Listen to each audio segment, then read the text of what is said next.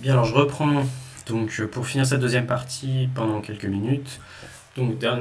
deuxième partie sur les problèmes de la christologie tardo-antique. Donc on en était au choix de l'Empire sassanide progressivement au cours du 5e et surtout du 6e et en fait surtout du 7e siècle. Le choix par l'Église de l'Empire sassanide d'une christologie qualifiée par leurs adversaires de nestoriens, puis à partir du 7e siècle revendiquée comme telle. Une christologie qui est d'accord avec les Chalcédoniens de l'Empire romain sur l'idée de deux natures du Christ, une nature humaine et une nature divine, mais qui en revanche se distingue très clairement de l'Église romaine chalcédonienne sur la question des deux hypostases qui avaient été condamnées au Concile d'Éphèse en 431. De l'autre côté, dans l'Empire romain, certes, le Concile de Chalcédoine a imposé théoriquement le dogme des deux natures, mais des opposants à ce dogme, donc qualifiés collectivement de monophysites dans toutes leurs variétés possibles et imaginables, continuent de se développer, de s'imposer parfois, d'avoir même des empereurs qui sont d'accord avec eux à la fin du 5e siècle, voire à l'époque donc de l'empereur Justinien et, comme je disais, de l'impératrice Théodora, une tentative de position relativement neutre, position, donc situation complexe entre chalcédoniens et non chalcédoniens qui finit complètement en 565. À partir de 565, l'église impériale romaine est une église chalcédonienne et le Chalcédoine est imposé par la force et il y a un certain nombre de persécutions contre les groupes monophysites ou miaphysites de Syrie et d'Égypte en particulier, tandis que l'église arménienne, elle aussi, refuse de se soumettre à Chalcédoine et conserve une attitude donc monophysite, et donc on a les embryons des trois églises qui vont se développer à l'époque islamique, des trois églises coptes pour l'Égypte, syriaques pour la Syrie et la haute Mésopotamie, et arméniennes évidemment pour le plateau arménien. Leurs adversaires, que ce soit en Égypte, en Syrie et en Irak, vont être considérés, en tout cas dans le nord de l'Irak, en haute Mésopotamie de culture romaine, vont être considérés comme des royalistes du syriaque Malka, le roi, d'accord, donc des Melkites. Et donc on a cette structuration en église monophysite, copte et syriaque orthodoxe, et une église donc pro-byzantine, même si elle peut être de culture syriaque, pas nécessairement de culture grecque, et donc qui est désignée comme royaliste, melkite. Ça va vraiment être les catégories qu'on va retrouver à l'époque islamique, les nestoriens dans l'Irak et dans l'Iran, ex-sassanides, les monophysites et les chalcédoniens qui se disputent donc l'Égypte et la Syrie. Donc d'un côté les monophysites qu'on va collectivement appeler les jacobites et de l'autre les pro-byzantins, les chalcédoniens qu'on appelle melkites. Donc on est à cette époque-là, époque où le royaume du Yémen est en train de s'effondrer et où dans l'empire sassanide, au contraire, le christianisme se développe à marche forcée, progressivement en train de se structurer dans cette église nestorienne qui va vraiment incarner la continuité entre la fin de l'empire sassanide au moment des conquêtes arabes et l'éclosion du califat abbasside à la fin du 8e siècle ou dans la deuxième moitié du 8e siècle. Dans l'empire romain, donc cette période de chalcédonisme modéré, on va dire, dans la dynastie des Justiniens, cesse à la fin de la dynastie des Justiniens, avec Justin II,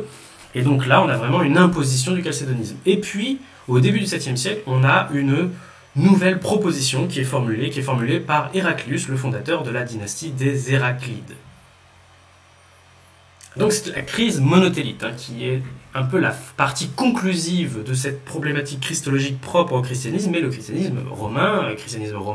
et sassanide étant évidemment la religion biblique, la religion issue des courants judéo-chrétiens, la plus importante numériquement, symboliquement, politiquement, et donc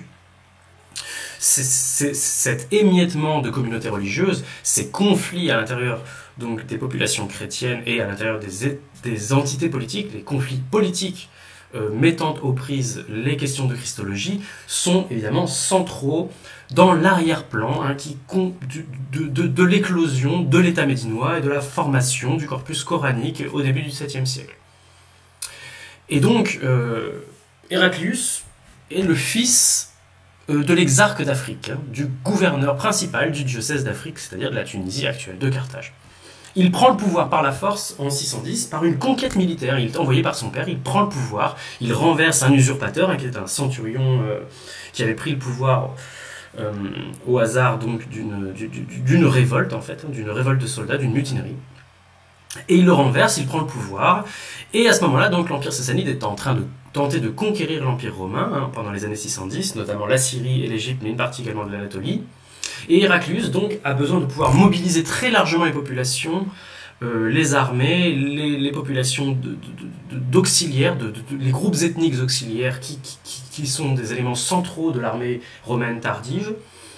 Et donc il va tenter de proposer un compromis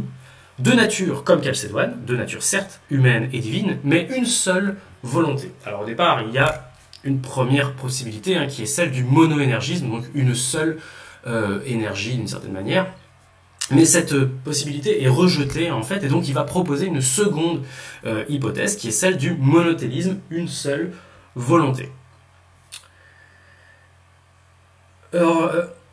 en réalité, il va échouer, et la religion d'État, la christologie d'État qu'il va proposer, qu'il va imposer, ne va pas vraiment fonctionner. Elle va être la christologie d'État byzantine jusqu'aux années 680,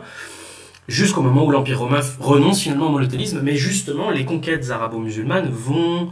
en fait fragiliser un édifice qui était déjà chancelant, qui était que les monastères chalcédoniens, donc théoriquement favorables à la religion officielle de l'Empire romain, qui avait été sous autorité sassanide, en Palestine, en Jordanie en particulier, autour du patriarcat de Jérusalem, un patriarcat tardif qui avait été plus ou moins fondé, inventé au 5e, au 6e siècle. Tous ces monastères chalcédoniens, donc de langue grecque, vont vraiment s'opposer assez largement à ce courant et vont suivre un personnage qui s'appelle Maxime le Confesseur. Et face à eux, vous avez un monastère syrien de la région de l'Oronte, de la région de Homs, qui s'appelle le monastère de Saint-Maron, et qui lui, au contraire, soutient la proposition d'Héraclius, soutient la proposition monothélique. Et à partir des conquêtes arabes, ces deux groupes chalcédoniens sont des rivaux à l'intérieur de l'Empire arabe. Et alors que même que l'Empire byzantin finalement change d'avis, les maronites continuent d'être un groupe assez dominant pendant toute la deuxième moitié du 7e siècle et encore au 8e siècle, avant un tout petit peu de se dissiper et de connaître une résurrection dans le massif libanais au Moyen-Âge central, jusqu'à être la communauté maronite que l'on connaît aujourd'hui au Liban. Donc voilà un peu la situation, c'est-à-dire qu'en voulant proposer une solution de compromis entre les Chalcédoniens et les monophysites, Héraclius accouche d'une troisième église qui sont les maronites, et qui s'ajoute donc aux nestoriens. Et donc on a ces quatre églises principales du Moyen-Orient, quatre églises qui, dans le nord de la Syrie, en Haute-Mésopotamie, en Irak, sont de culture syriaque. En plus de ça, donc on a évidemment le même conflit en Égypte, conflit qui va se résoudre assez largement par une victoire des monophysites au moment de la conquête arabe. Et en Arménie, donc, on a un positionnement monophysite un peu modéré, mais qui rejette le monothélisme. Parce qu'évidemment, les Chalcédoniens ont rejeté le monothélisme, mais les monophysites ont rejeté également de rallier Chalcédoine et de rallier l'idée des deux natures au nom d'une seule volonté. Ils disent non, non, il y a une nature et ça nous va très bien comme ça.